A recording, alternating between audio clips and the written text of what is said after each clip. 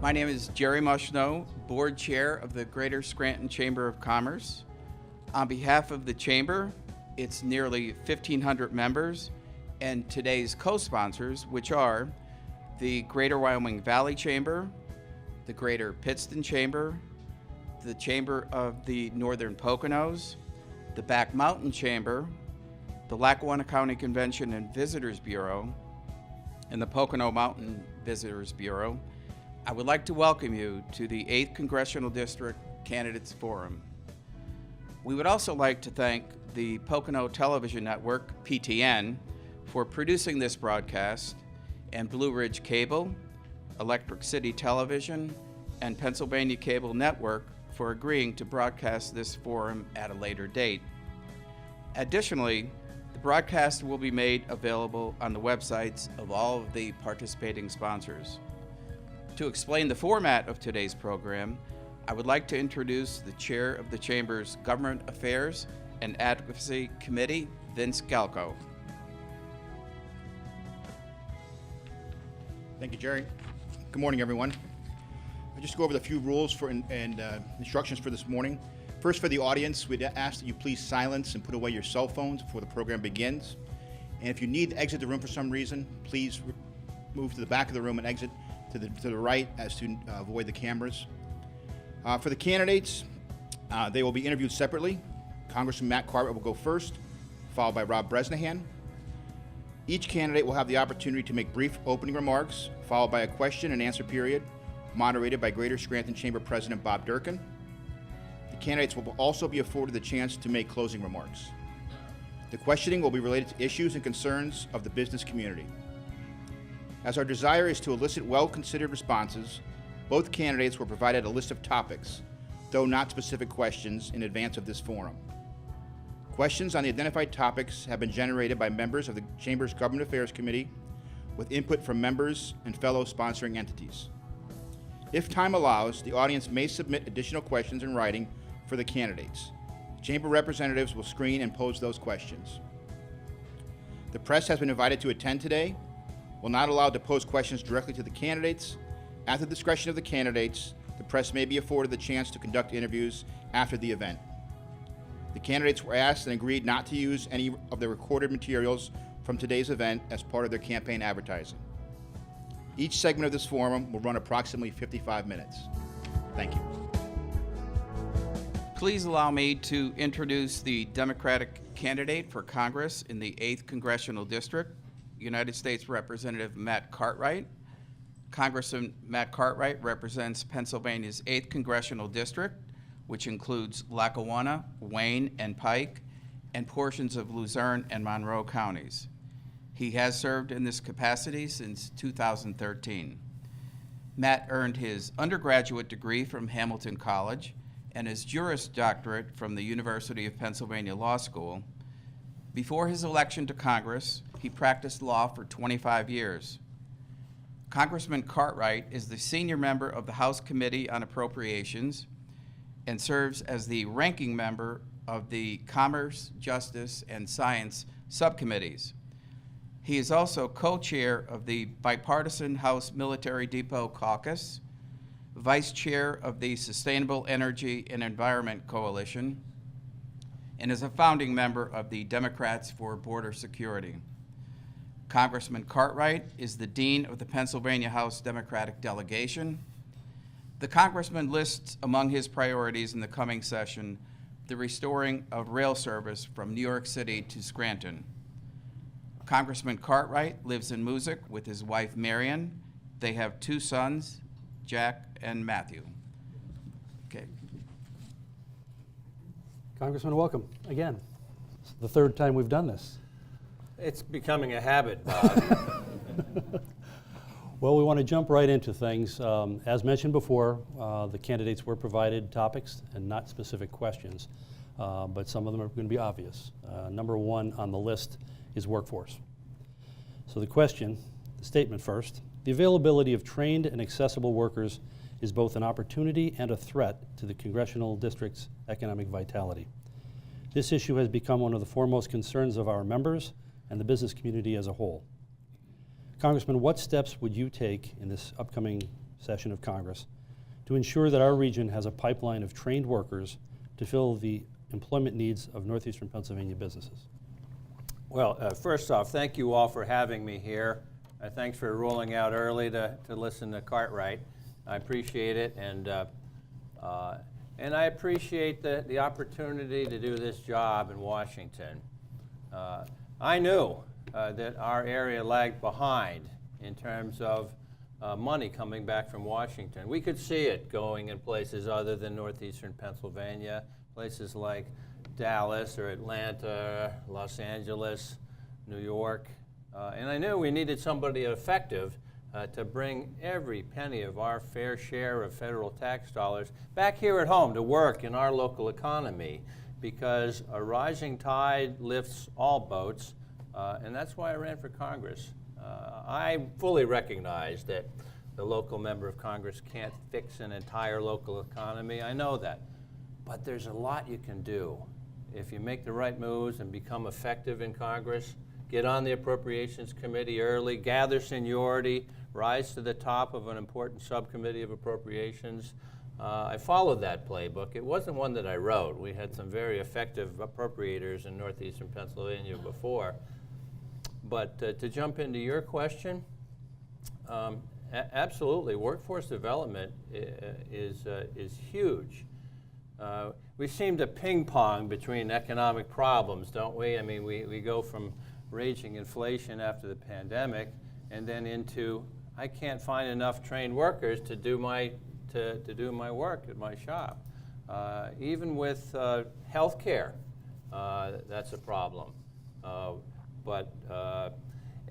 And there was something about the pandemic, right, that led a lot of people to retire early. They found out that not working was okay with them, and that was their choice, and that's fine. But what it does is it means that one of the major challenges is workforce development.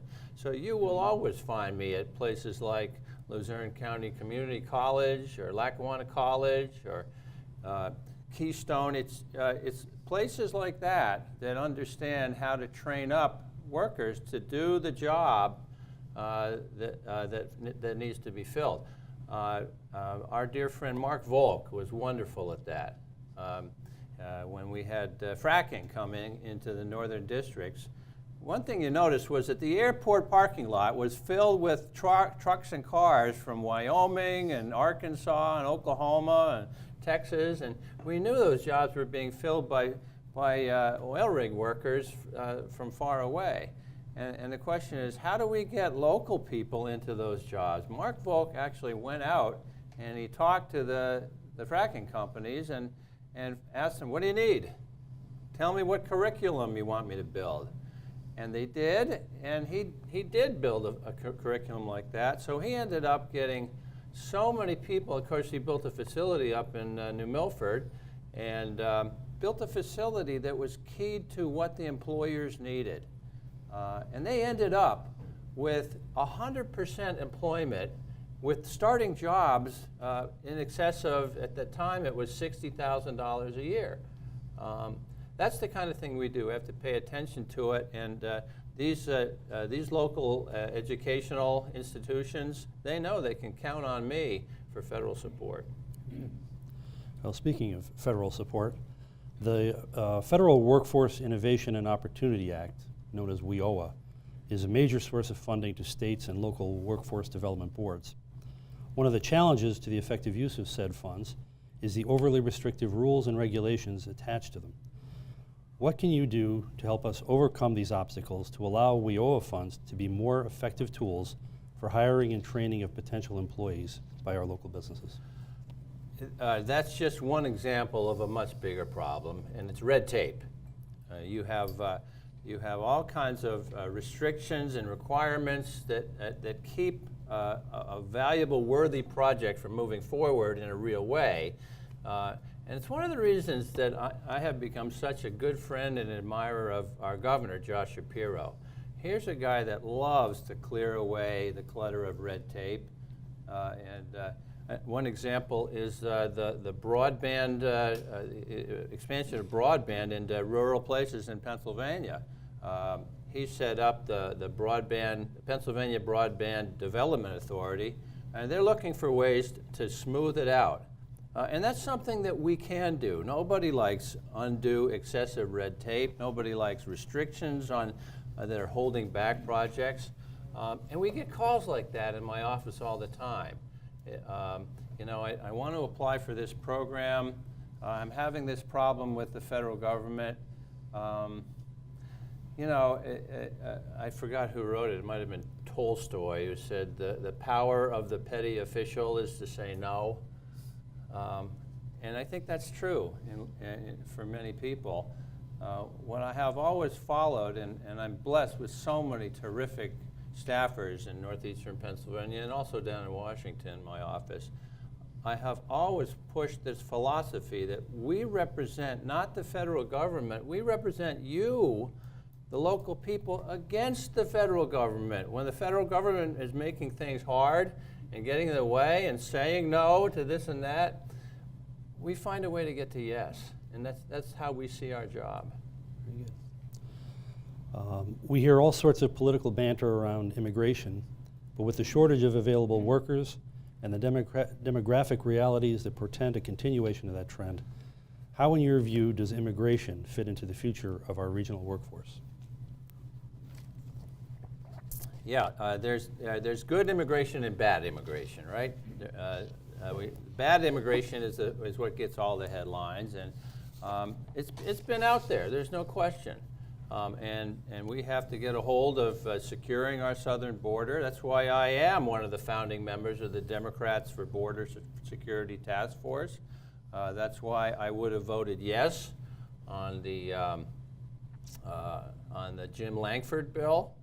Jim Lankford, a conservative Republican from Oklahoma. I served with him on the Oversight Committee for a couple of terms, as conservative as you like, but a solid, decent guy, a man of his word, and somebody who understands working across the aisle to get the job done and achieve consensus. He came up with a bill that was very tough, but it achieved border security that everybody could live with. I wish we could have passed it this Congress, but unfortunately Mike Johnson, to put it very bluntly, he put politics over people because he decided he'd rather have this be an open issue for this election. I don't see how that helps anybody.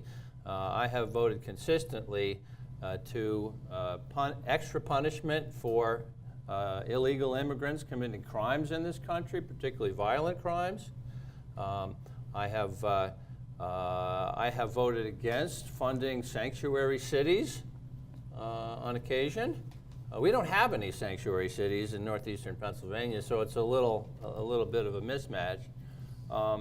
And I voted for funding construction of border wall as well.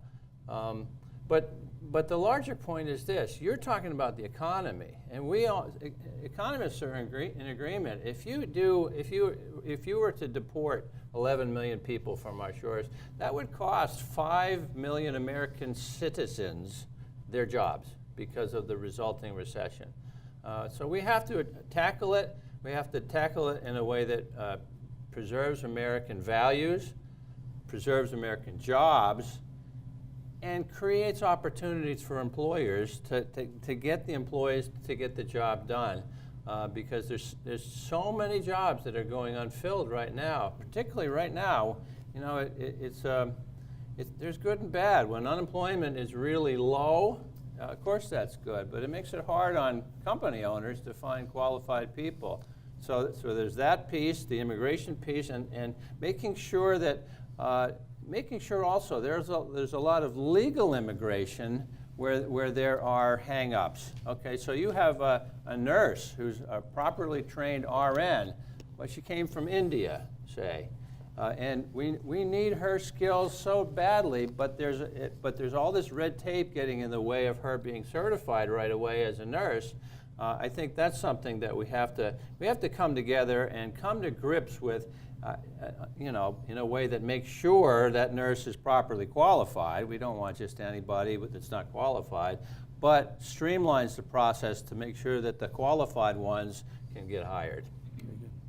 Well, on an extension of the subject of healthcare, healthcare represents the largest sector of employment in this district. Providers are stressed dealing with reimbursement systems that are not keeping pace with actual costs. Likewise, in neighboring counties, federal reimbursements are higher, which makes it even more difficult for our providers to compete regionally while ensuring access to care and managing costs. How would you address this complex situation? You know, I actually came to Congress in 2012 elections, and that was when we were all having fistfights over the Patient Protection and Affordable Care Act. I supported that bill, and I'll tell you why. For a very practical reason. In 2013, we had a couple of hospitals in my district that went out of business. I may be getting the year wrong, but it was right before Governor Corbett accepted the ACA into Pennsylvania for the Medicaid program. But we had a couple of hospitals right in northeastern Pennsylvania that went out of business. The Marion Community Hospital in Carbondale, and one just outside of Ashland in Schuylkill County, went out of business because they couldn't make ends meet. You know, you cut and you cut and you cut, but they have to balance their budgets, and you know, the only way they can do that is to cut personnel. I mean, that's the variable expense that they look at first. It's always the biggest one. They cut and they cut and they cut, and then all of a sudden the Department of Health comes in and says, you don't have enough employees to be a safe hospital, and you're out of business. And that's what happened. Here's why I raised that. When your local hospital goes out of business, that's a big deal. You know, if you can't get this insurance or that insurance, or this, you have to pay a little bit more for this insurance or that. These are all theoretical because that's what insurance is. Something might happen. But the hospital is there for something that does and will happen. So when you're having a stroke and you live in Mayfield and you can't go to a hospital in Carbondale right nearby, you know what the neurologists say in the stroke situation? Lost time equals lost brain. So I knew that as a practical matter, you have to look at the important pieces of it first. How good is the health care? How accessible is the actual health care in our area? And I supported the Affordable Care Act. It's the Patient Protection and Affordable Care Act. Patient protection part is that pre-existing conditions cannot be discarded when you apply for health insurance. But I supported that as a way to keep our hospitals strong. So you have your finger right on it, Bob, is that we have to keep in mind that we have to fund our local hospitals to keep them going. You know, we see some upheaval right now, and it's all about money. Okay. Speaking of money, nice segue. Prices for prescription drugs are significantly higher in the U.S. than in other developed countries. One area of focus that received bipartisan support in this last Congress was legislation focusing on the largely unregulated conduct of pharmacy benefit managers, or PBMs, which manage prescription drug benefits. What would you do in your role as Congressman to address this growing problem, which is driving higher drug prices in our country? That's a big story, and a good story always has a good villain. There's more than one villain in this story, and one of them is Big Pharma. Not to say that they're villains, but what happened was when we created Medicare Part D back in, 2004, 2005, the compromise that was that big pharmaceutical companies would go along with that, but you wouldn't be able to negotiate with them. Medicare was not able to negotiate drug prices with big pharmaceutical companies. Now, I believe we're all American citizens in this room, and I cannot think of anything less American than to say you cannot negotiate. We come out of kindergarten being good negotiators in this country, and to find out it was American law that said Medicare can't negotiate drug prices with big pharmaceutical companies, what does that mean? It means they name the price and we pay the price. And who pays that? It's the seniors with their Medicare Part D premiums that went up and up and up and up. And the profits for Big Pharma and the shareholders and the dividends went up and up and up and up. And so I couldn't have been prouder that in the last Congress we passed the Inflation Reduction Act, and probably the most historic piece of that is that it ends that nonsense. It begins to end it.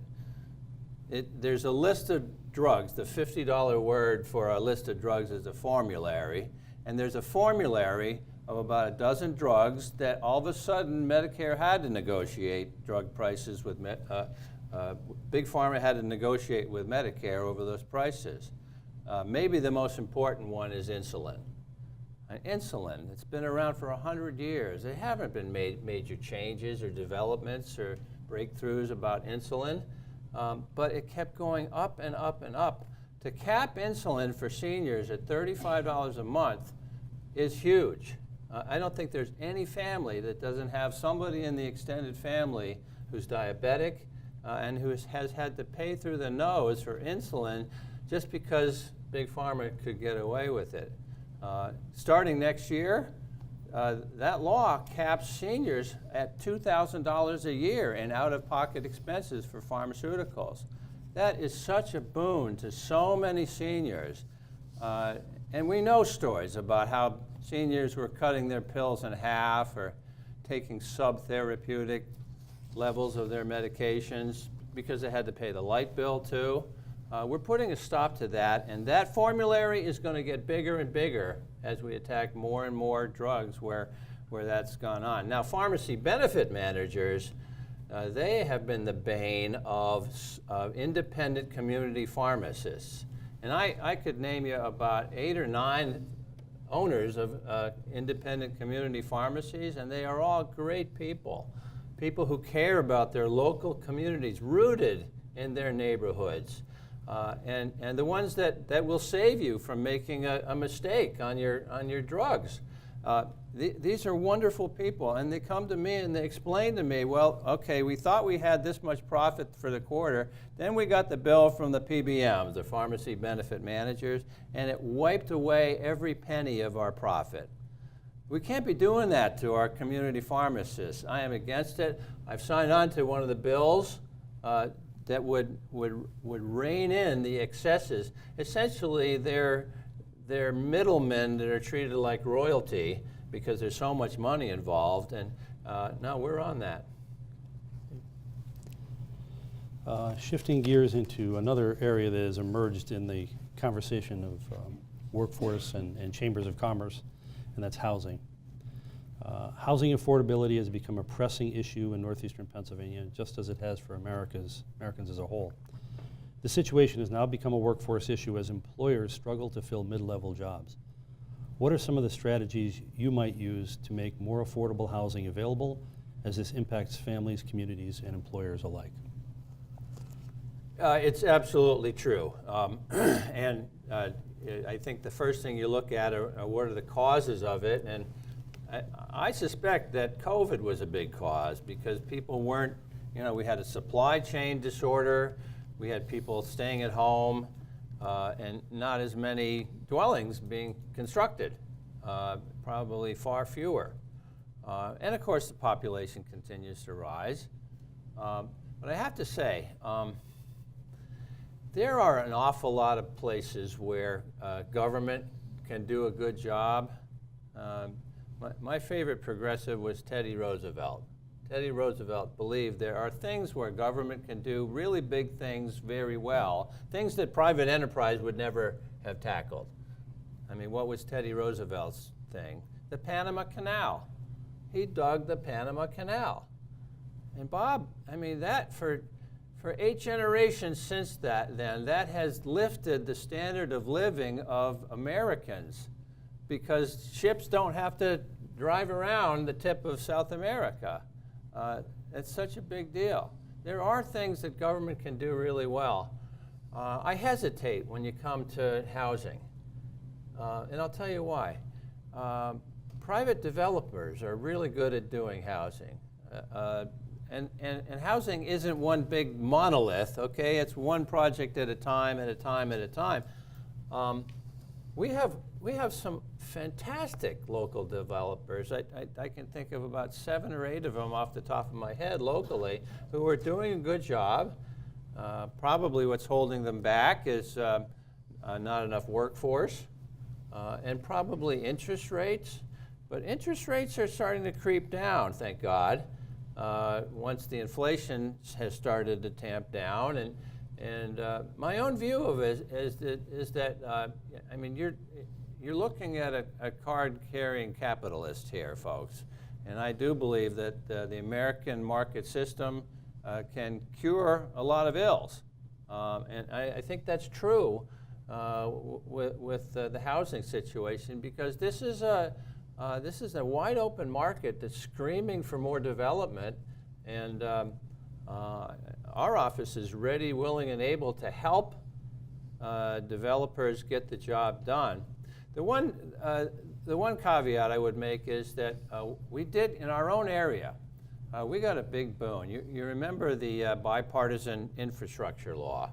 I lobbied very, very hard to get that bill done, partly because it has the money for our train in it, okay? But also partly because we got $11.3 billion in abandoned mine cleanup, abandoned coal mine cleanup. So $11.3 billion, which is directed to West Virginia, Kentucky, Ohio, and Pennsylvania.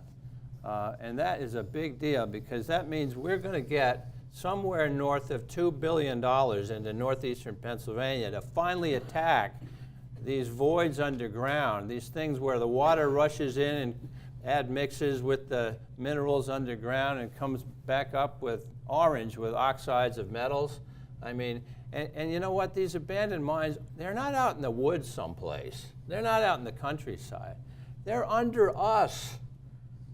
There's a reason there are people in northeastern Pennsylvania. They're here to dig out that anthracite. As soon as that anthracite was gone, they left the voids underground, and that's creating the problem. Well, right now, that problem has become an opportunity, because what we could do, we're already starting it in Dixon City, as you know.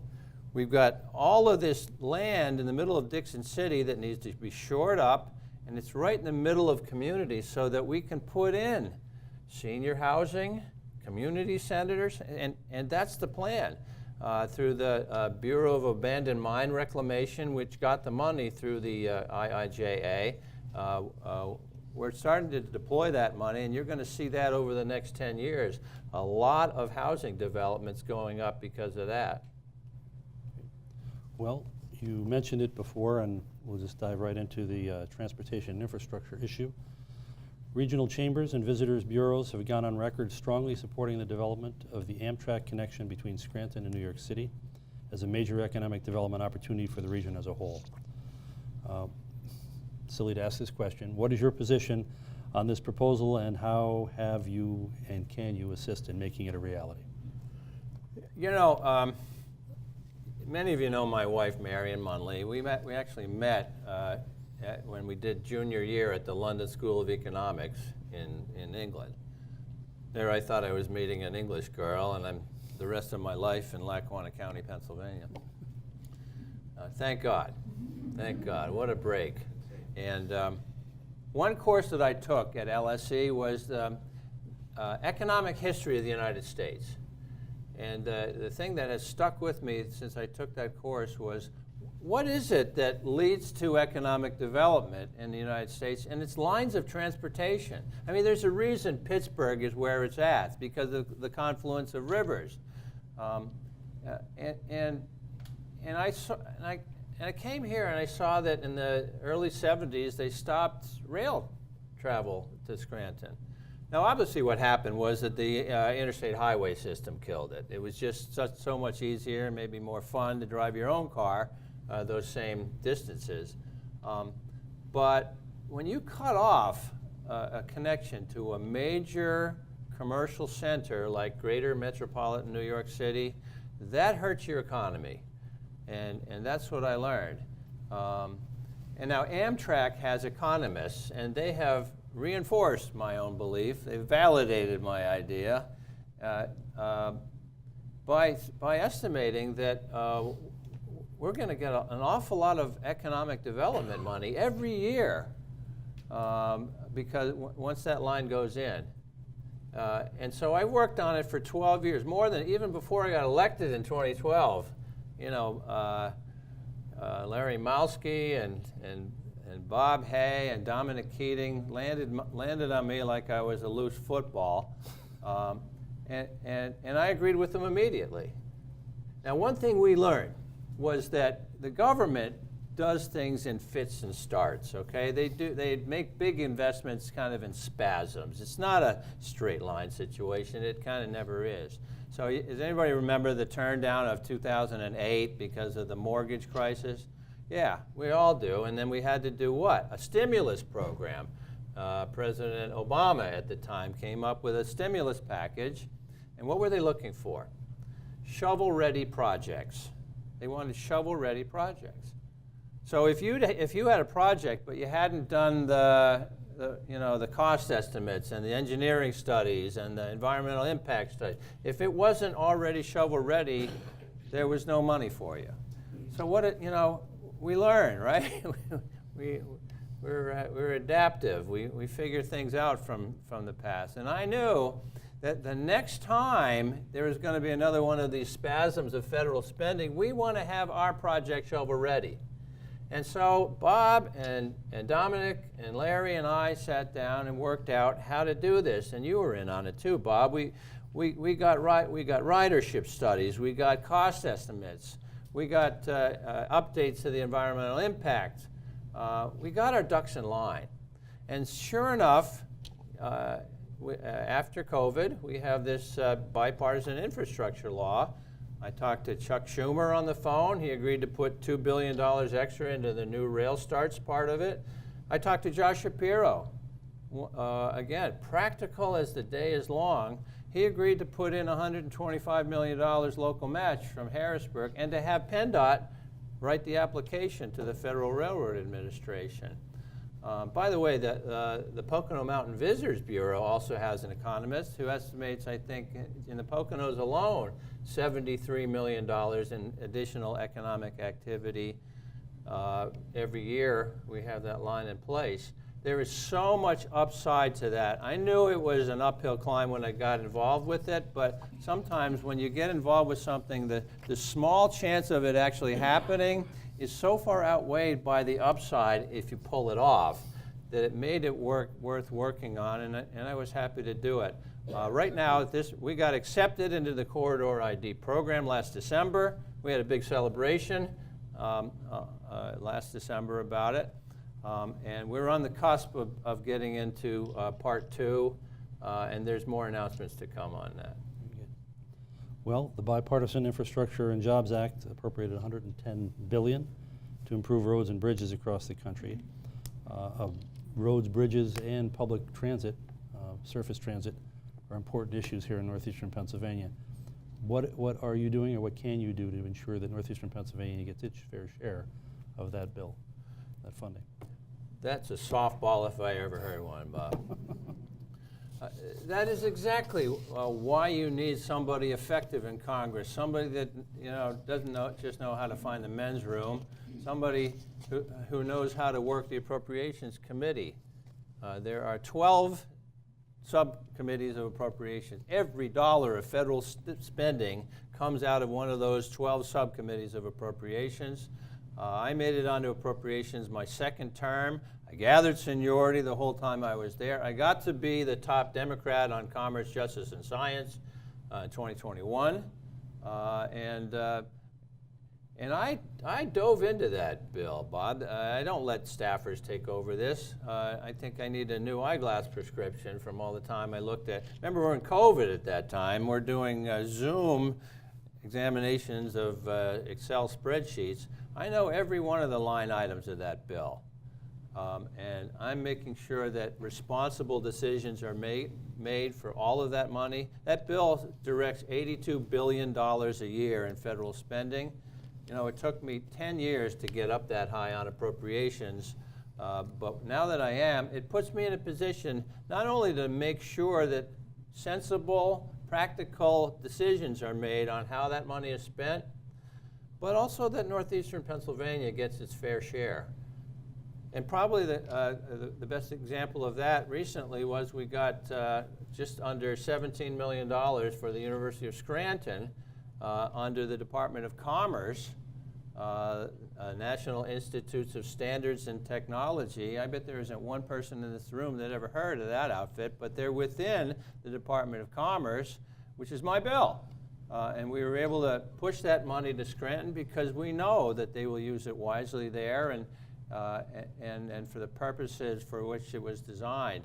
I'm very happy to be at the top of appropriations because it puts me in a position, again, not to fix the whole local economy, but you can do a lot from a spot like that. Access to affordable child care and ensuring a pipeline of professionals earning family-sustaining wages are critical elements to our child care shortage. This impacts employers' ability to recruit and retain workers who have small children.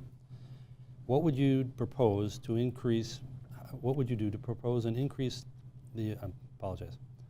What would you propose to increase the availability of well-trained child care workers earning living wages, while at the same time not overburdening families and caregivers for the cost of service? Okay. A couple things there. Number one, I have been an ardent advocate for Head Start. There's just no question in my mind that the earlier you get a child involved in education, the better they do their whole academic career. And Head Start needs more and more money, and I'm there. Investing in our people is the very smartest thing that we can do to ensure the strength of this country going forward. But also making sure, they don't go to school hungry or in tattered clothes. The child tax credit was a big part of what we did in 2021. I was disappointed. This year, there was a bipartisan bill that did a couple of things. It extended that child tax credit, but it also extended tax credits for small businesses that are investing in themselves, in research and development, and also in the purchase of equipment.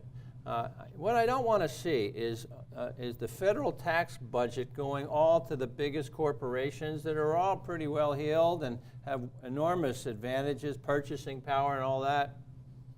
What I want to see is that we help small businesses, which I believe are the backbone of this country's economy. We help small businesses by helping them get tax relief when they buy equipment and when they engage in research and development. That's huge. That bill passed. There were 70 no votes in the House. I wasn't sure why. I think some of the extremists on both sides didn't like it. It went to the Senate and it lost by 4 votes. And you think, oh, darn.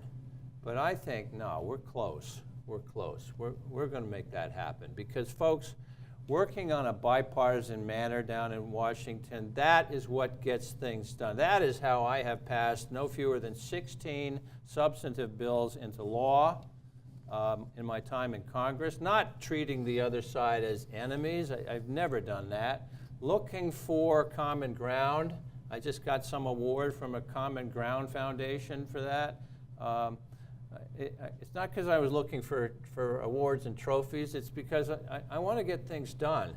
I ran for Congress to help this area, but also to help government work better. You talk about the rail project. One of the big reasons we've been successful is that we've formed a coalition of community leaders, elected officials, Democrats, Republicans, independents, state reps, state senators, all coming together and pushing in the same direction. That makes for a loud voice, and so that people like Chuck Schumer and people like Josh Shapiro listen to us when we demand things and ask for things.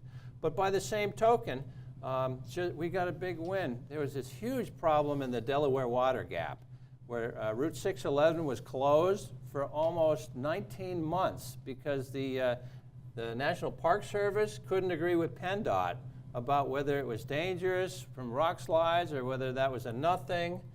What I did was I did my old trick. I got a big coalition of bipartisan community leaders and elected officials. We had Zoom calls once a month with these bureaucrats. When they weren't moving after 4 months, I said, all right, we're going to 2 a month. And we tortured these bureaucrats. This big group of community officials, mayors, state reps, state senators, Democrats, Republicans, everybody was on the same page, and we just tortured those bureaucrats until finally they capitulated. And I'm happy to say Route 611 through the Delaware Water Gap will be opening the week of November 4th. Very good. You mentioned small business.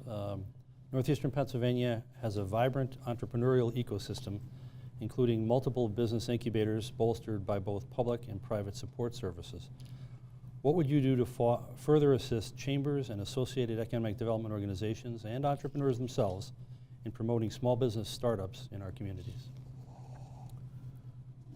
Yeah, that's a daunting project, starting up a new business, and it's a scary thing.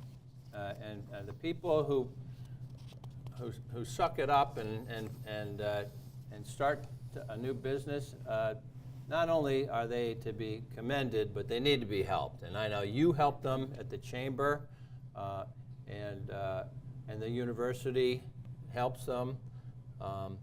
But everybody, I don't want to say it takes a village to start a small business, but it's kind of like that. And that's our attitude at my congressional office. I'm so fortunate to have people that really care about our area, but also to have really knowledgeable people.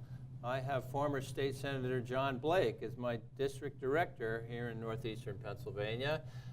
He is a walking encyclopedia, as you well know, Bob, of all things Harrisburg, and has a really good finger on the pulse of the needs of northeastern Pennsylvania, and has been involved in economic development even before he got elected to office for so long that he knows what makes projects go sideways. He knows when something's headed for failure and how to head it off.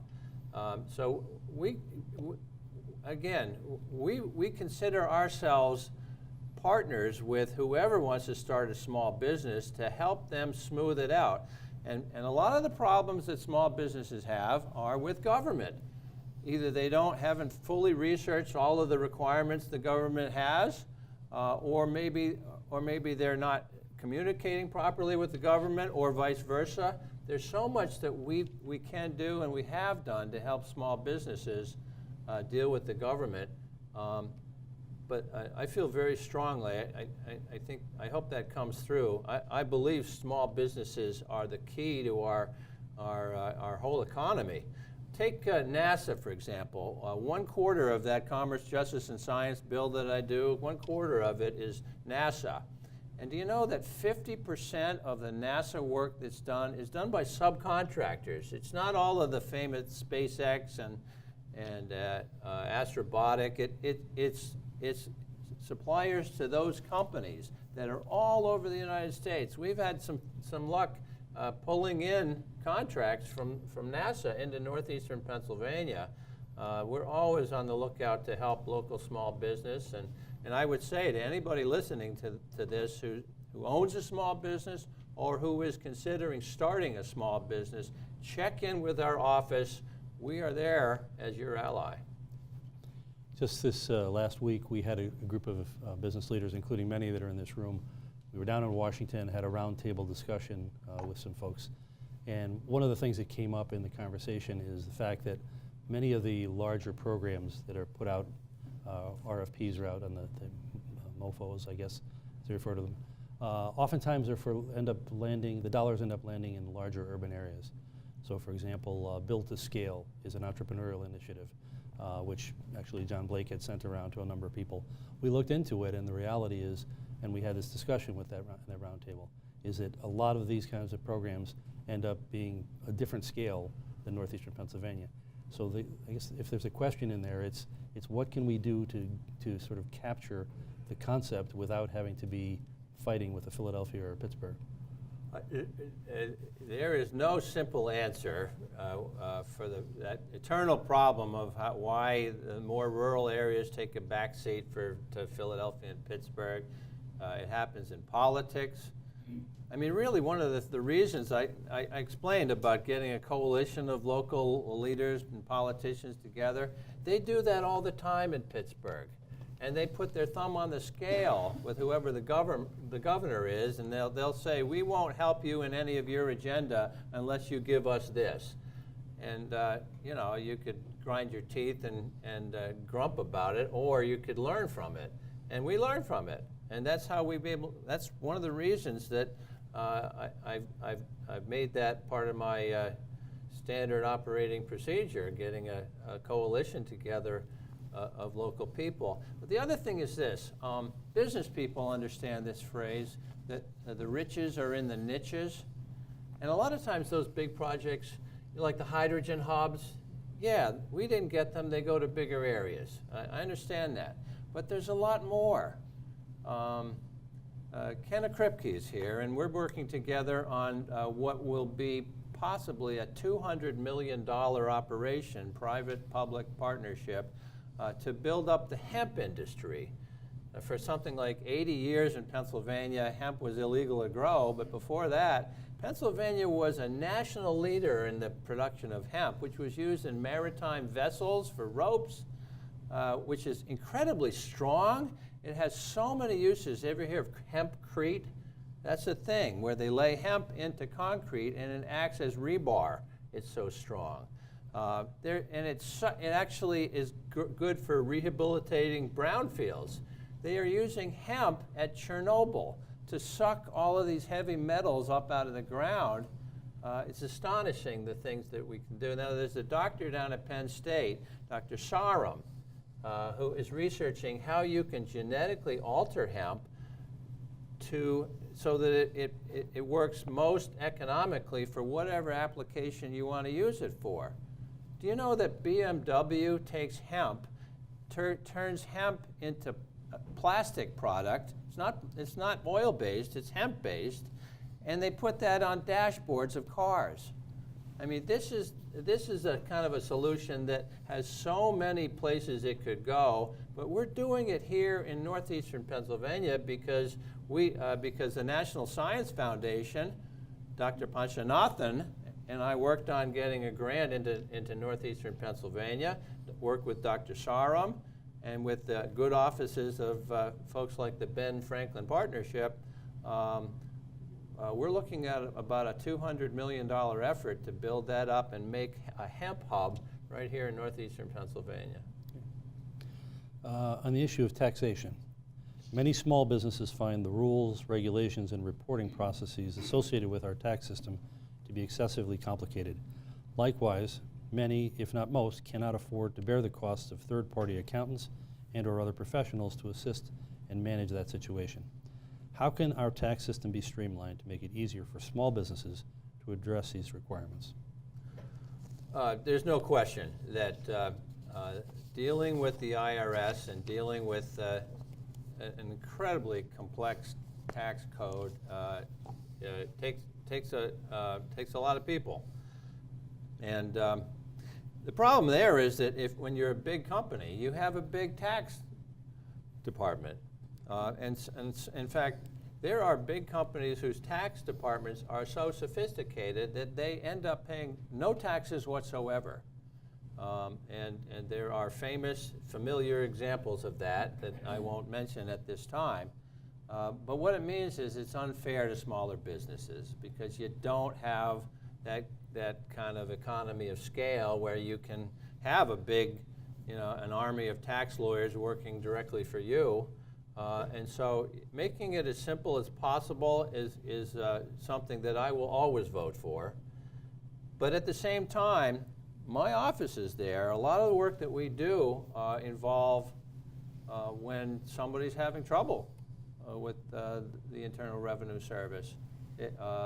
Somebody comes to us and says, look, I just got notified that I'm late on a tax bill. We get that all the time. And what do? Remember, we don't work for the IRS, we work for you. And if that happens, if anybody's listening that has a brewing tax problem, don't let time slip by. When you have a tax problem with the IRS, time is not your friend, because they'll come in and we find out that maybe the tax delinquency was this high, but the interest and penalties were that high. And where we can add value in my office is that we can roll up our sleeves and work on getting the interest and penalties down. If the law is that you owe the tax, you owe the tax. But I think your original point is the strongest one, and that is simplify the tax code so you don't have to be a PhD to open a small business. So we are out of time on the general questions, so it'll be an opportunity for you to closing remarks. If I can ask, though, if you, within those remarks, if you can in some way or another touch on the issue of civility, bipartisanship, and opportunities to be less divisive in our government. Thank you for that softball, Bob. If you know me at all, you know that I like people, and I don't ask you your party affiliation when I get to know you. And that has done nothing but help me in the United States Congress. I know that from news accounts and on TV and ye gads on social media, all we hear about is strife and bitterness and fights. But think about that. Just step back for a moment. Why does that happen? Because that's what sells. It's conflict. I mean, movie directors learned this in college. Look for conflict. That's what interests people. And that's why, and that's what sells newspapers, and that's what sells beer on TV, is conflict. And that's part of the reason I'm there are a bunch of cable news heroes and internet heroes from Congress. I'm not one of them. That is not on my bucket list to be a Twitter or X hero. That's a different business model. My job is to go down to Washington and do my dead level best for the people and the businesses of northeastern Pennsylvania, and to pass bills that make sense for everybody. And so I engage in the more boring, mundane work. But I want to tell you I enjoy it, because I want to tell you about my family a little bit, Bob. My father was a lifelong Republican. He volunteered for Army duty right after Pearl Harbor, served throughout World War II. We'll never love a man like I loved him. He was a Republican his whole life. And I am one of 4 boys. I'm the second of 4 boys. We have 2 D's and 2 R's. If you think I get out of bed grinding my teeth, hating on Republicans, you got the wrong guy. And that has done nothing but serve me in the Congress, because if you've noticed, you can pass a bill through the House all day long, but if the Senate doesn't like it, it dies. I mean, that's why we call them the House of Lords over there, where dreams go to die. But seriously, the whole time I've been in Congress, you needed at least 10 Republican senators to like what you did, to like your bill, or else it's going to die. So how do you do that? You get Republican co-sponsors in the House.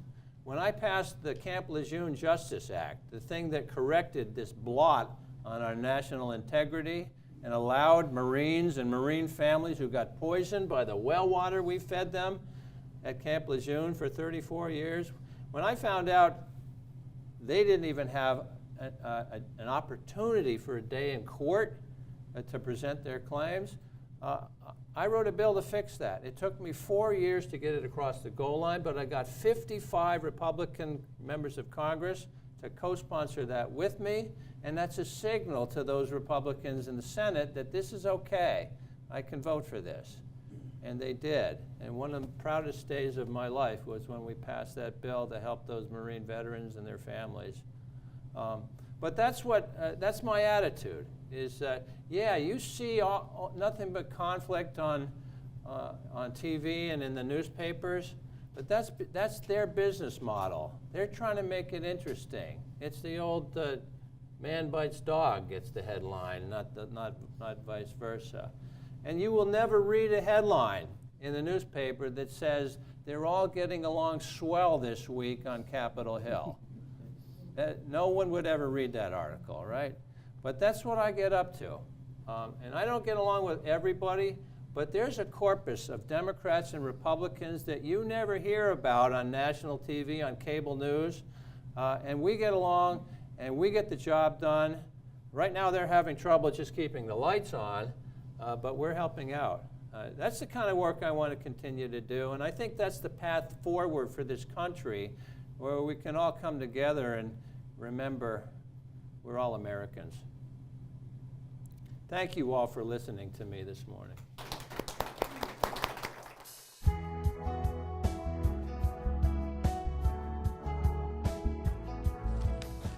Welcome back, everyone. At this point in time, I'd like to ask Bob Durkin and Rob Bresnahan to grab their seats, please. Allow me to introduce the Republican candidate for Congress in the 8th Congressional District, Rob Bresnahan. Born in Kingston, raised in Wyoming Borough and Hughestown, Rob Bresnahan began his professional career working for his grandfather, Walt Kuharchik, an electrical contractor from Exeter. At the age of 19, Rob Bresnahan joined that business, Kuharchik Construction, as CFO, making it a third-generation electrical contracting company. After graduation from the University of Scranton, Rob took over as CEO of the company as his grandparents retired from the business, ultimately growing the operation across Pennsylvania. He then founded RPB Ventures, rehabilitating historic buildings in downtown Pittston and providing innovative spaces for local entrepreneurs. His top priority in Congress will be passing legislation that focuses on two critical areas: securing our borders and strengthening our economy to prioritize the people of northeastern Pennsylvania.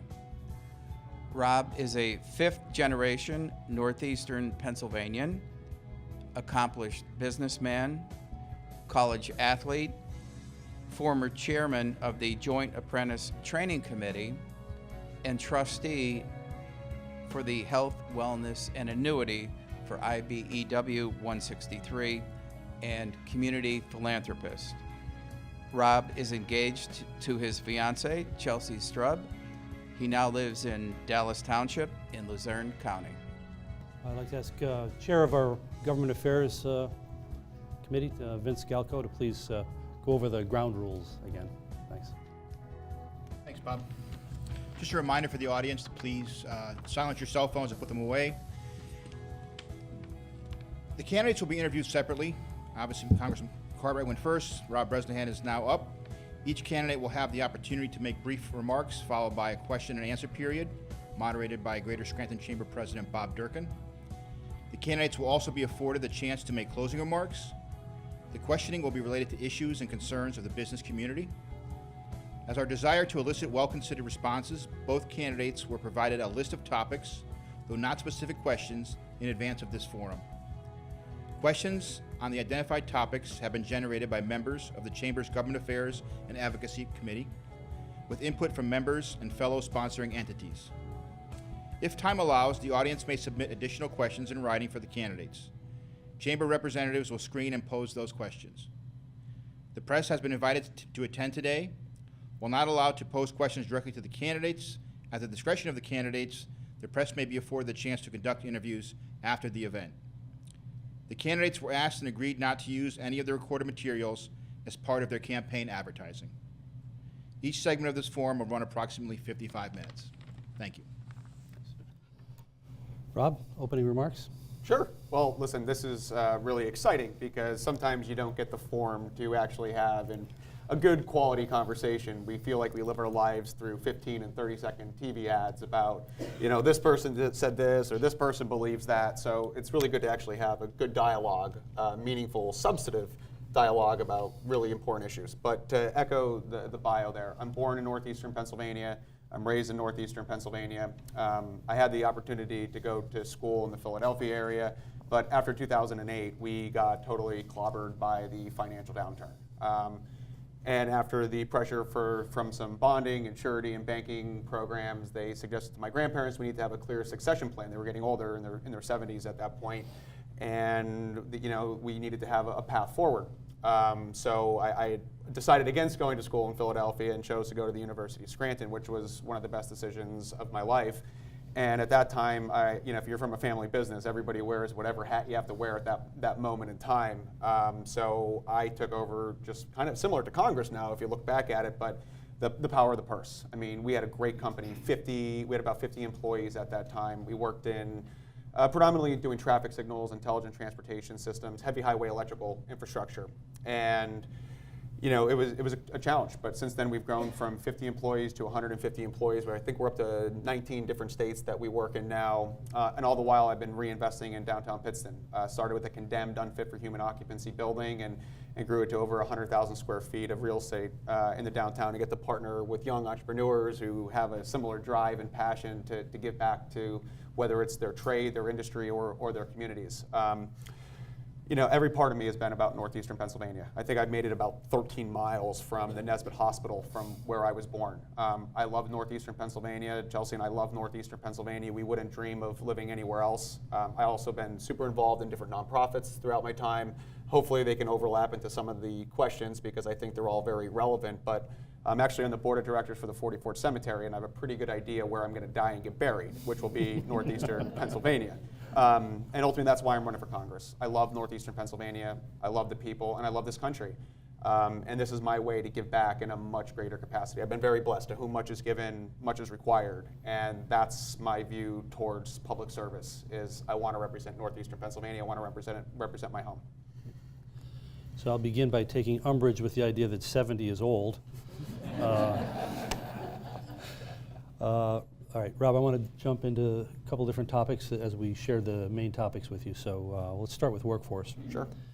The availability of trained and accessible workers is both an opportunity and a threat to the 8th Congressional District's economic vitality. This issue has become one of the foremost concerns of our members and the business community as a whole.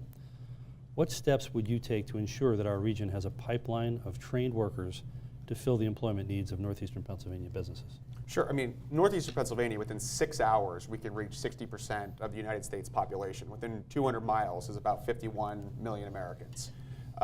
As my time as the Joint Apprenticeship Training Chair of the IBEW, I mean, I'm a big believer in skilled trade. Carpenters, electricians, plumbers, truck drivers. I mean, these are career-sustaining jobs. And I think many different career opportunities can boil back down to infrastructure.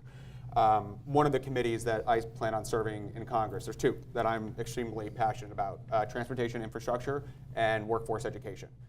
Because if we don't have the workers to keep up with the demand of what we need for northeastern Pennsylvania, we're going to be left behind. But I think you have to go back to blocking and tackling. I mean, we need to be able to have, we have 7 universities just in Lackawanna County itself. I was very blessed. I got to go to college in the University of Scranton, but I think we need to also tailor secondary educational opportunities, public-private partnerships, to understand what the workforce actually needs, instead of being told what the workforce is actually going to get. So being able to incorporate internships, externships within the education process, I think, is really relevant, and we need to be talking to employers and job creators to really tailor the education process into developing what's best so they can grow and so that they can succeed.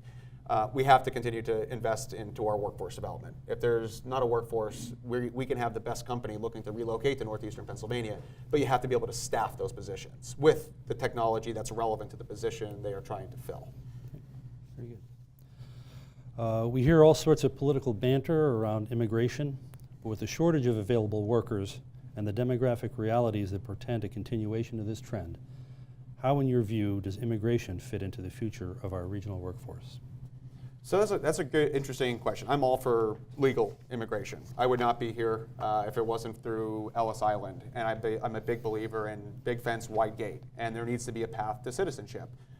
Secondly, when you're talking about the illegal migrants or the migrants that are seeking asylum that are already in the United States, we need to get these people working, whether they're through work visas, and they need to be contributing to whether it's Social Security or into our workforce. I'm not sure if we're going to talk a little bit more about the immigration at a later point, or is Yep, this is the time? Okay, good. I've been to the border 2 separate times, and I've seen it. And this isn't a Republican or a Democrat issue. This is a humanitarian crisis. Back in May, I went to Yuma, Arizona, and we were actually out in a van at 2 o'clock in the morning, and we saw a group of 50 migrants come around the wall and surrender themselves to Border Patrol agents. And the next step of the process is they're put into vans, taken to processing centers. But what's really tragic is you see children, 3, 4, 5, 6 years old, being carried by their parents. And they obviously aren't involved in this decision or how they ended up at a border hundreds of thousands of miles away from home. And then they're added to a processing center. But we've also visited hospitals. The Yuma hospital spends about $27 million a year. They've had to double the size of the hospital program because most of the time people that are coming don't have access to health care or coverage or any kind of basic medical services along those travels. But where the story gets interesting is the next day we were going from Phoenix back to Newark, and somebody that we saw do that border crossing ended up on the plane flying back to Newark. And now I say, geez, I hope these kids end up in some kind of Head Start or early education program. But then I think about our senior citizens when we're talking to them at doors, and they're struggling between making ends meet, paying for prescription medication, property taxes. And you have to say, well, what about us? What about the Americans? And we have to think about those people. But listen, if we have a workforce, and there's a big part of, there's visa programs that substantiate migration. And a big part of where Yuma is, it's 98% of the leafy greens in the United States come from border communities. Yuma had 126 miles of border. But no community can sustain, and has the population about the city of Scranton. It's just 95,000 people. They've had 600,000 border crossings since 2020. And the NGOs every community becomes a border town because they have no choice but to export these people to various different communities. They don't have the infrastructure, they don't have the housing, they don't have the public assistance. So they relocate these people, and they're people. They're not this figment, migrant. I mean, these are human beings. They put their pants on just like the rest of us here. So you have to take a compassionate element here, but you have to think about what's fair to the American people at the end of it. Later, 2 months ago, last time flies when you're having fun in this game. But about a month ago, we were in Sierra Vista, which was also just a little bit, I guess it's a little bit northwest of it. And these are people that are not surrendering themselves to Border Patrol agents. And this is where no 2 miles of border are the same. These are people entering the country, head to toe, camouflage, carpet shoes, where it's all cartel ran. I mean, this is human trafficking, this is drug trafficking, and what the people that already are in the country will then work off their cartel debt from the coyote or the person that gets them essentially to the border, and they become indentured servants, and they never pay off their debt to the cartel. And it's tragic. I mean, they end up getting placed into different job opportunities where they are told that they have to cash their check at this location, where 20% of their paycheck goes back to the gangs that ultimately got them there. And there's trafficking. And the Border Patrol agents at this point are more focused on processing the mass surrenders than actually patrolling the actual border. I mean, there was areas that I'm a big believer in a physical barrier, but Sierra Vista did a great job in implementing technology. They use AI cameras. They use, there's just no way that they can police 6,400 acres of a border community. So I think we have to be intuitive. We have to reinstate Remain in Mexico because border security is national security. I've had a family member die very tragically from a fentanyl overdose. So it's something that I personally take very seriously. But when you look at the crisis, I mean, these people that come across aren't going to see an immigration attorney or an asylum hearing for between 8 to 10 years. So for 8 to 10 years, they're in a position of limbo that they're either not working, there's no education being applied, and the federal government spending $150 billion a year by some estimates on the care for these people. So I think the whole system needs to be rearranged from top to bottom on many different levels. Thank you. Healthcare topic. Healthcare represents the largest sector of employment in this district. Providers are stressed dealing with the reimbursement systems that are not keeping up with the actual costs. Likewise, in neighboring counties, federal reimbursements are higher which makes it even more difficult for our providers to compete regionally while ensuring access to care and managing costs. How would you try to address this complex situation? Well, healthcare in and of itself is a complicated area. I was speaking to a local pharmacist yesterday in Hazleton, and he was frustrated on the reimbursement side of things. I have many physicians that are still independent that haven't moved to a larger hospital system. I try to explain it like this. How much does it cost and will it work? There's no transparency in pricing. Obviously we have healthcare as one of the largest employers, followed by state government. So you think about healthcare and will it help? Will it fix whatever the problem is? But people should have access to their physicians. They should have access to their pharmacy plans. They should have access to the care that they want to have. It shouldn't be a privilege. This is the United States. I look at it as when Chelsea was training for the New York Marathon last year, she tripped and fell and landed on her face and got 8 stitches. She went to the emergency room. Before she left and checked out, she had to stop at the cashier, and the copay was $1,600. She paid $600 at that moment. About 2 weeks later, she got bit by a dog. And she called me, and she said, should I go back to the hospital? And I said, well, was the dog on a leash? Was it not? And she goes, no, it was just running. And I said, well, probably you should err on the side of caution and go get checked out. And she said, I don't know if I can afford it. And I thought that hit really hard because this is the United States of America. I mean, I don't think you should choose between living or dying. And you're looking at the cost of prescription medication, insulins. I mean, yeah, we can cap insulins at $35. That's for a 30-day supply. That doesn't include a 40-day prescription, a 60-day prescription. So that's a little misleading on how the Inflation Reduction Act actually caps. And it's only, 6 medications that are actually insulated. We have a medical school. We have to grow homegrown local talent to be able to retain people into northeastern Pennsylvania. That's incredibly frustrating is when you see the caliber of the universities specifically around here, and the majority of my graduating class ended up relocating to a major city. I mean, this is a great place to be. And it's a great place to be able to buy a home and raise a family that, for the most part, our communities are safe. And these are all great attributes in what you ultimately want to be at home. But we have great healthcare opportunities here as well. I don't think you need to go to Philadelphia or New York when you have the quality of care here in our backyards. But we have to keep reinvesting into those situations, and we have to continue to attract personnel to continue to be the best of the best. So you mentioned prescription drugs, so let me extend a little bit of a question on this one. Obviously, prices for prescription drugs are significantly higher here in the United States than other developed countries. One area of focus that received bipartisan support in this last Congress was legislation focusing on the largely unregulated conduct of pharmacy benefit managers, or PBMs, which manage prescription drug benefits. What would you do in your role as congressman to address this growing problem which is driving higher drug prices in this country?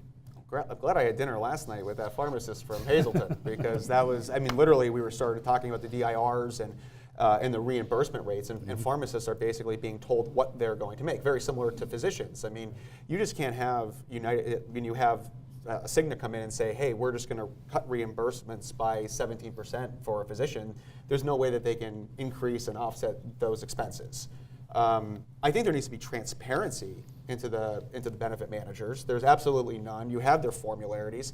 There might be 20 different formularies that are actually covered, but I don't like anything. I like to let the open market dictate what the outcome will be. But hypothetically, if you have according to the benefit manager, they're compensated off of the rebate that they actually get, but there's no idea as to what those rebates actually are. What I found really surprising is that how do you be told if there's a brand drug or a generic, but because the pharmacy benefit manager decided that the brand is only going to be eligible under the plan and you can get a generic for significantly less on the copay of $10 or $20, they're obligated to provide the brand name pharmaceutical. I don't think that's right. If there's a generic, we can't, again, have people choosing between taking treatment for glaucoma or going blind. I don't think this is an and, this isn't an or-like conversation. But no, I don't like where there's any heavy-handed government regulation being told you have to do X, Y, or Z. I don't like when the government picks winners or losers, and it's really a monopolized industry. I mean, you have essentially CVS, you have Rite Aid and Express Scripts that are really the 800-pound gorillas. I think they make up over 80% of the pharmacy benefit managers in the United States. So I'm always for increased competition, and at the end of the day, life needs to be affordable for people. You can't choose between living and dying. I mean, that's just an abstract thought to me. Like, talking to my grandmother, and she said, she had the glaucoma on my dad's side, and she said when she retired, basically the Medicare, and there's going to be major increases on Medicare as well too, on the different supplement programs, could be 50 to 60%. She actually had to go back to work part-time so her employer plan would cover the glaucoma prescription versus if she was going to go through Medicare. And it was going to be $1,500 a month. So, I mean, the pharmacy benefit managers, I'm actually in agreement with that. I'm not sure where my opponent was, but there needs to be transparency into those processes. Thank you. On the topic of housing, housing affordability has become a pressing issue in northeastern Pennsylvania, as well as it is across America. The situation has now become a workforce issue as employers struggle to fill mid-level jobs. What are some strategies you might use to make more affordable housing available as this impacts families, communities, and employers alike? I think when you think about just housing costs, I always consider it living costs. And think about going through right now with where inflation is, not receiving a paycheck for 2.5 months. I mean, that's where if you take the 18 to 20% inflation universally across the board, that's like not receiving a paycheck for 2.5 months. But obviously you talk about the American dream of buying a home and interest rates at 7 or 8%, plus the down payment, plus the escalation of the market just pushing up the cost of housings. I mean, the FHA loans are also basically impossible to push through, getting through an inspection process. I mean, if you don't have a painted light post, FHA can essentially deny a loan application, or you have to remediate that before you can even close on the property. But you also have to think about the cost of construction. I mean, thinking about my buildings in Pittston, we saw copper wire increase 300%. We saw my first building we bought before COVID, it took me 4 years to redo, all through private investment, chipping away at it piece by piece, and the various different changes of construction codes that you need to abide by in order to make it. I mean, it's increasing in the cost of construction. It could be $200 to $250 a square foot for construction. I'm a big believer in targeted programs for ways to offset the cost of living, but it goes to the hierarchy of needs. I mean, you need shelter, and I mean, looking at rents at $2,000, Monroe County, one of the largest areas of your operating, it's over 35% for just housing costs. Sure, it's going to be driven by society and competitiveness of the environment in which you live in, but we also shouldn't have homeless people. We shouldn't have people deciding between eating or putting heat in their homes or having a home at the end of it. So there's a lot of different programs that I believe that I would be supportive of. Any program that supports America and American people, and specifically northeastern Pennsylvania, is something that I'm obviously going to support. But I think we have to be targeted on the way that we deliver it by making it more cost effective for people to reinvest and make those affordable housing opportunities, because you need it for the workforce. I mean, you need it if you're going to attract people to northeastern Pennsylvania. You need a place to live. You need to be able to drive. You need to be able. I mean, the reality is we drive to work around here, specifically in Pennsylvania's 8. And you look at the average commute time in Pike County is close to an hour. And the cost of fuel, the cost of utilities. I mean, utilities are up 18%. The cost of housing is just continuing to escalate. So it has to be affordable. Life is just too expensive on every front. On the issue of transportation and infrastructure, regional chambers and visitors bureaus have gone on record strongly supporting the development of the Amtrak connection between Scranton and New York City as a major economic development opportunity for the region as a whole. What is your position on this proposal, and how can or would you assist in making this a reality? I'm a big believer in infrastructure. Anytime we can reinvest into American infrastructure, I'm going to support that. I've been following this, obviously. I know my opponent's been very vocal and has been pushing for that. What I'd hope that it becomes a reality. I've heard for a long time that this train is on the horizon. It's coming to a point, and I think we got some studies and a couple hundred. You're looking at a multi-billion-dollar project. My concerns on the project would be, at what point, how do we police the systems? Because we are within very close proximities to New York. So we're gonna have to establish a port authority of some degree, and we're gonna have to hire more officers, obviously to protect our community. We don't wanna use this as a, as a way for nefarious bad actors to find their way back to northeastern Pennsylvania. Also, I think it's important to understand that it's, the times in which the train is projected to leave, the end destination being Hoboken. I don't foresee this being a commuter train. I believe that it's an incredible opportunity, and I'm a little skeptical on the 1,600 riders per day that are being projected to ride the train. I mean, I hope that's the reality of the situation. But what I don't want to see is the taxpayers of northeastern Pennsylvania end up having to foot the bill after federal subsidies wear out. Anytime we can, I think when you think about infrastructure as a whole, you have to think beyond just your roads and bridges, which in Pennsylvania, in Pennsylvania's 8th Congressional District, 1 in 4 bridges are structurally deficient, which is the most structurally deficient bridges out of any other Pennsylvania congressional district.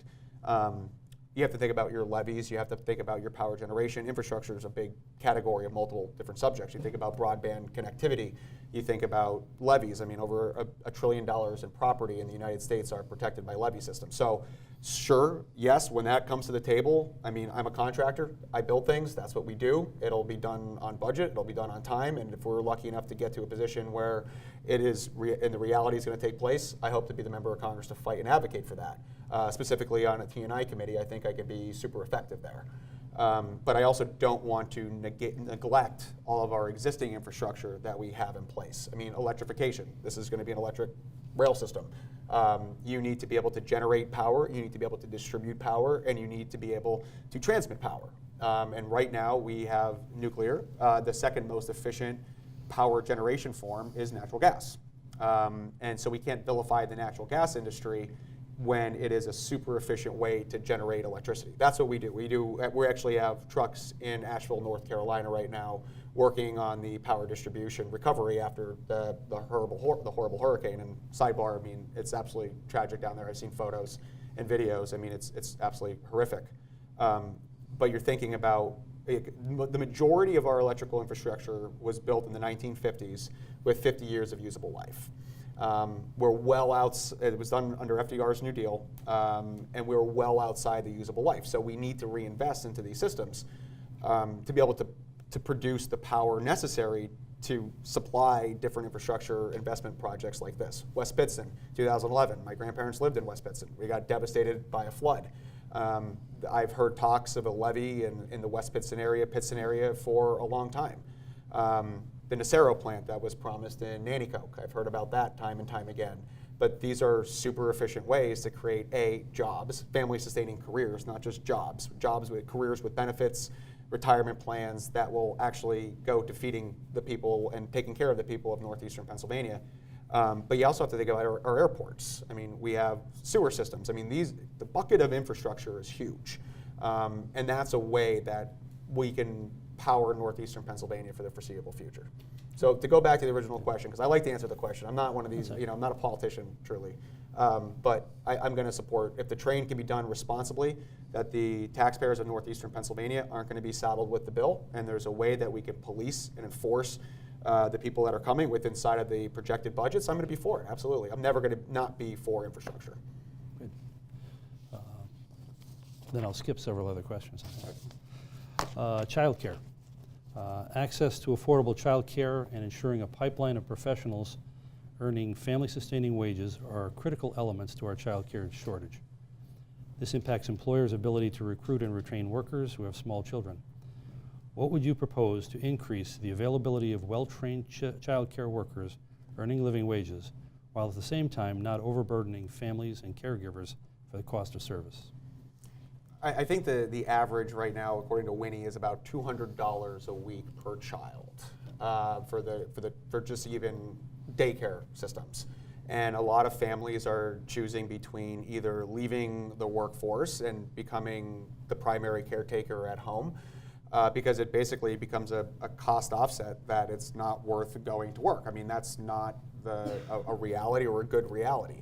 I think the federal government needs to continue to support Head Starts and early child education programs. Again, investing into the American people, extending the child tax credit. I'm a big believer in that. I visited various different Head Starts back in my leadership Wilkes-Barre days, and served a day there and seeing it firsthand and being on the ground and reading with these students. I mean, it's necessary. I mean, private daycares, if you can find one due to availability. I mean, my sister's going through it right now with her 13-month-old. She's a physician assistant. It's a 2-income household. And thank goodness my mom is around to be able to pick up, and his parents are around. But I mean, that's not the reality for everyone. I'm on the board for the Catholic Youth Center in Wilkes-Barre. We're one of the only 24-hour daycare centers. And when we look at northeastern Pennsylvania being a distribution hub, distribution centers are running 24 hours a day. The parents we find are working off shifts, and if these children aren't in the facility, I don't know where they would end up actually being. But also, looking at what I think parents need to be super involved in the process, and they should have a direction on where, where the education and what's actually going to be inside of the curriculum. I know we're talking about more early education, but I'm a big believer in school choice, where money could follow the child and be used to the curriculum in which they're ultimately trying to do. I went to Wyoming Seminary growing up, and I was very blessed to have that opportunity, but I think you have to think about just, not everyone's going to have that same opportunity to pursue that. But if they had a child that was going to find their way into that direction, and they're paying school property taxes, and the curriculum being taught in their middle school isn't what the parents think is appropriate for their child, they should have the option of portability to have those dollars follow the child into the education environment that they want. Perhaps it's trade school. I'm a big believer in apprenticeship programs. I'm a big believer in trade programs. I see multi-year programs where these, as the chairman of the JATC, I saw you earn while you learn, you graduate with 0 debt, and you have a job on day one. I think 529s have gone a long way, but I think the 529 savings plans could be used towards specifically geared better towards apprenticeship programs. I mean, when you're buying tools, some of those are excluded from your 529 eligibilities. So I think the 529s is a great way to reinvest into the future workforce, certainly. But you can't. I think trade is one of the best ways. We are always going to need plumbers. We're always going to need electricians. There's never going to be a shortage of these different calibers. And I think we have to recognize students at an earlier age that may be better geared towards a career technical application than versus college. Looking at the University of Scranton, it's $71,000 a year after food and housing. What's that, $285,000 in student loan debt? Going through a 5-year apprenticeship program, that student, again, it could be a student, it could be somebody reinventing themselves, but making $50 an hour in their check with an annuity program, with health insurance on day one.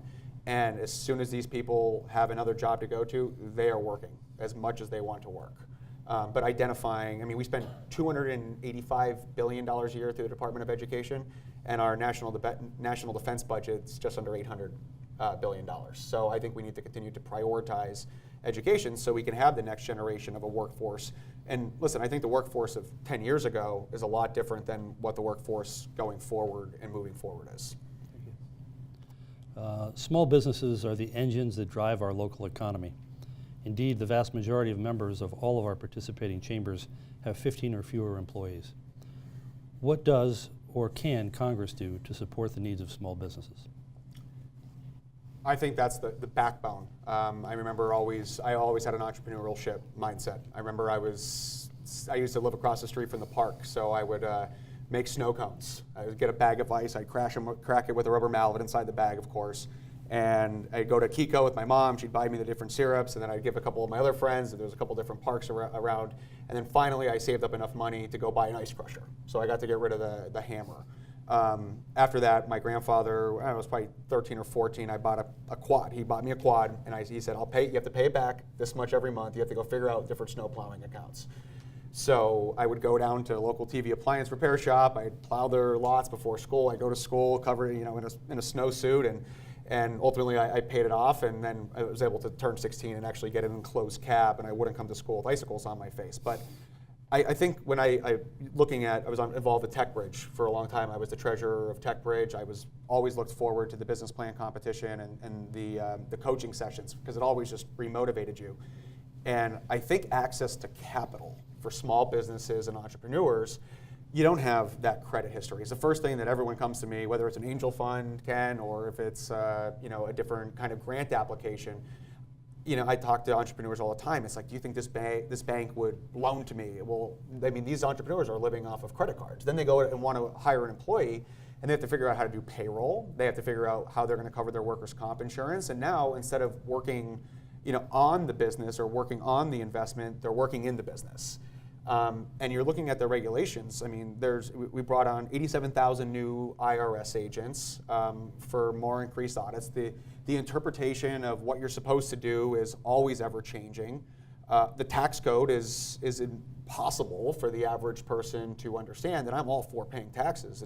I like to see it stay in America, and specifically northeastern Pennsylvania. But the entrepreneurship drive small business, I mean, it's incredibly challenging. Usually it's 1 to 15 people, like you said, but workers' comp doesn't go away, insurances don't go away. You need to be able to afford your rent. If you do have employees, you got to make payroll, whether it's every week or every other week. You got to be able to make payroll. You need to be able to buy your inventory. You need to be able to pay your software engineers or developers, and that reality doesn't go away. I think the fear of just not knowing what you don't know, to throw yourself into that environment, is terrifying. But also, these entrepreneurs are what? I can't get I can't get a loan because I haven't been in business long enough. I can go get a personal loan and leverage my house, but my family might be out on the street.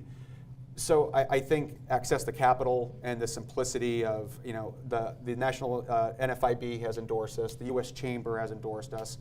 I know that you guys are separate. You told me that at St. Ubaldo's Fest. I remember that. But I'm all for a proactive, inclusive business environment. But you also have to have the resources to be able to stay in business. I mean, you can have this fantasy island. I mean, you have to live in fact, not fantasy. And it's hard. I mean, when I was doing my first building, I mean, it was very hard. It was nonstop. We had a litany of contractors, and I have a brewery who is opening up in the first floor of my building. This is an entrepreneur. He had to do angel funding because he could not get a bank to do the loan. There's different programs like NEPA Alliance that they can work with to try to attain these things, but it's really hard. I mean, obviously there's a lot of additional hurdles that you need to go through. I know there's a restaurant going in on the first floor of our building. I mean, there's 3 guys, and they are literally paycheck to paycheck maxing out their credit cards in order to try to make this work. Their business isn't open. They can't get a business line of credit. They are working 2 jobs just to be able to make enough cash flow to be able to buy the tables and pay for the POS system. So you have to make this environment more, again, affordable and economical, but pragmatic. I mean, the barrier to enter and live your dream, the American dream of owning your own business, should not be a heart-burning process. Well, you sort of touched on this a little bit, but I'll maybe ask for a little more clarification. Many small businesses find the rules, regulations, and reporting processes associated with our tax system to be excessively complicated. Likewise, many, if not most, can't afford to bear the costs of third-party accountants and/or other professionals to assist or manage the situation. How can the tax system in the United States be streamlined to make it easier for small businesses to address these requirements? It's terrifying. As someone that is develops, thank goodness I have a friend that is very good with accounting who can help me. I'm the kind of throw the beans up in the air kind of guy. He's the one that helps me kind of sort them and compartmentalize them. But it's daunting. I mean, it is not an easy undertaking. What deductions you can take, how you can do it. I think how you help I don't think that's going to change, but it's partnering with organizations like various different chambers to do educational ways of working with the reality of what we have. I think Rob Bresnahan in Pennsylvania's 8th Congressional District would be pulling your leg if I can revamp the entire U.S. tax code. However, what I want to be able to do is bring the resources so we can work within a system that already exists. You have to think about, again, going back to the accessibility of capital, if they had the accessibility of capital, or there was a program designed for banks to be able to loan to newer startup businesses without exorbitant interest rates, I think that's a great way to foster that economic development. I also think understanding the reality of what process applies to what. Are you a C Corp? Are you an S Corp? Are you an LLC? Are you taxed as a partnership? I mean, it's confusing, it's daunting. I mean, some people just, hey, I have this great idea. I want to sell all natural, holistic clothing products, and I know the person who generated this product. I followed it from the beginning to the end. It was all sustainably sourced. I have to put up a POS system. I have to collect sales tax. Is this use tax? I mean, those are complicated areas, and it's not an easy undertaking. And again, instead of that entrepreneur finding the next product to sell, finding the next service to generate, they're now worrying about going through a tax code process, fearing that their wages or their small business could be taken because they didn't comply with something. We do have a little bit of extra time. Vince, do we have any questions from the audience that you'd like us to pose? Sure. Rob, question from the audience. How will you address the excessive government spending we've seen in recent years? You have national debt at $35.5 trillion. Balanced Budget Act is the answer to that question. You also have every American citizen has about $104,000 in U.S. debt affiliated to their existence. We have to stop spending on things we don't need, and there has to become a priority back to the American people. I'm not an isolationist by any means, but we have to put America first. We have to get people working. It's the same way that we're going to preserve Social Security. For the record, I'm not going to cut Social Security and Medicare. I'm going to preserve it for my generation, the next generation, and future generations without saddling our great-grandchildren with debt, because that's where it's trending towards.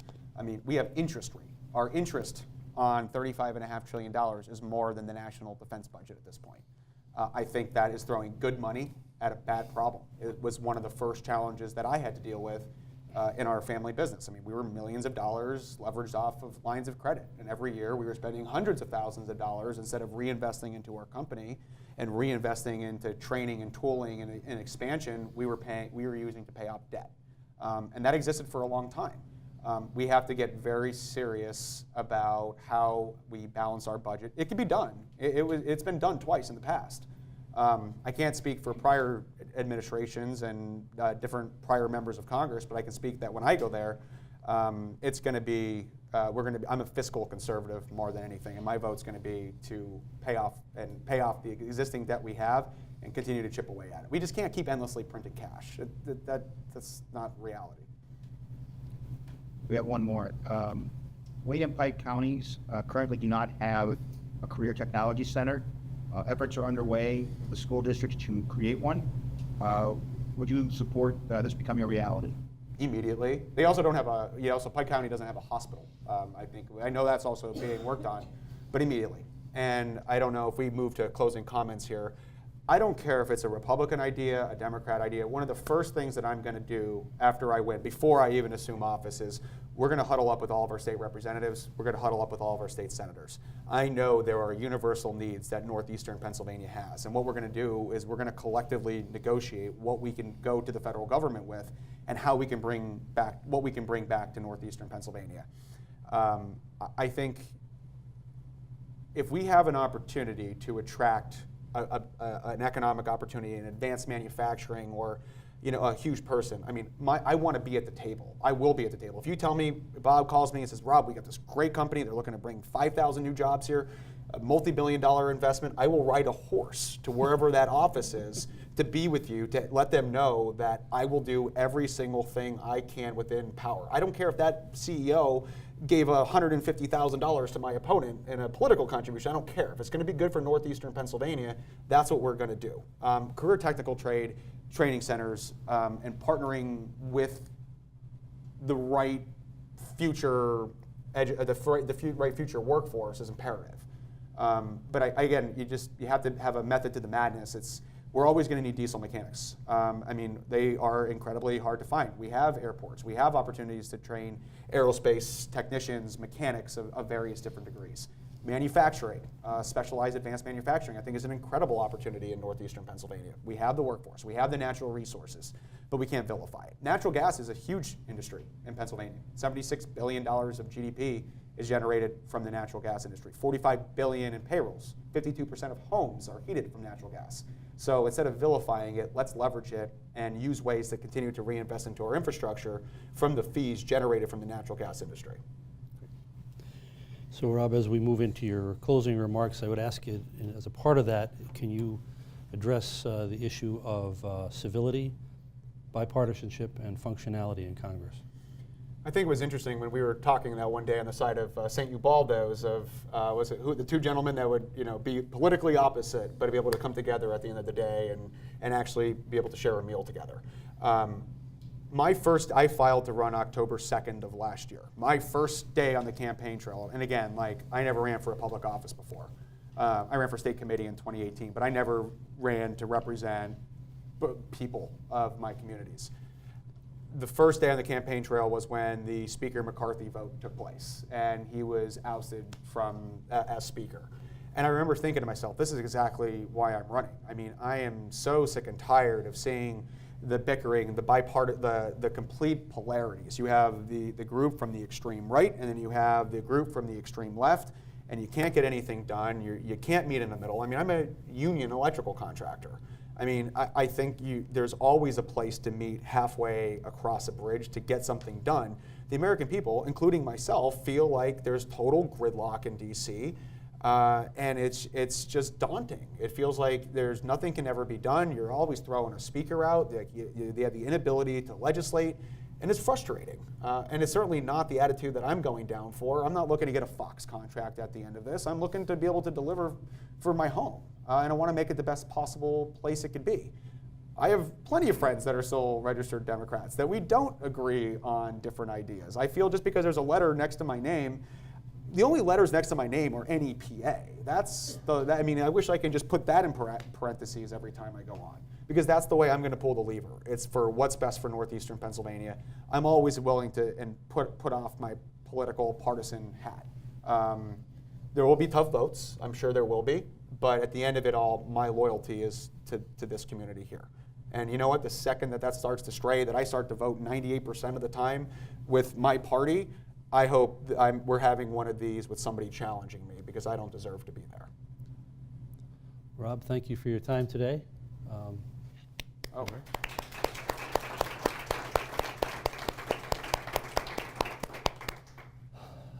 Just on behalf of the Greater Scranton Chamber of Commerce and our other regional chamber partners, the Government Affairs Committee of the Chamber, I want to thank again Rob Bresnahan and Congressman Cartwright for being here today. Thank you, of course, to Pocono Mountain Television and to the others who came together to recognize this is a very important election, and that the decision on who is going to be our next congressman is something that we hope the business community can play an important role. So the closing line that Vince told me to say is make sure no matter what happens that we recognize the importance of the vote. We all have to get out there and make sure that our voice is heard. And the only way you can do that effectively is at the ballot box. So please follow up and vote. Thanks.